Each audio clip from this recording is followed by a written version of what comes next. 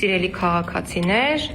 ուրախ եմ տեղեկացնել, որ այսօր ազգային ժողովի կողմից ընդունվել է մի օրինագիծ, որի շնորհիվ վարչական վերաքննիչ դատարանն այլևս չի քննելու վարչական մարմինների կողմից ներկայացված այն բողոքները, որոնք պարունակում են մինչև 300,000 դրամ տուգանք վճարելու վերաբերյալ պահանջ։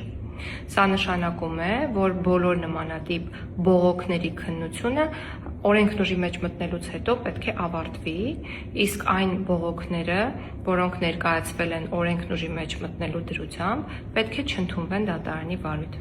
Սա մի նախաձեռնություն է, որը վարչական վերաքննիչ դատարանի ծանրաբեռնվածությունը կրճատելու է ոչ ավել, ոչ պակաս 30%-ով, ինչը հնարավորություն է տալու դատարանին կենտրոնանալ այլ գործերի քննության վրա, ապահովելով գործերի ողջամիտ ժամկետում քննության հրամայականը։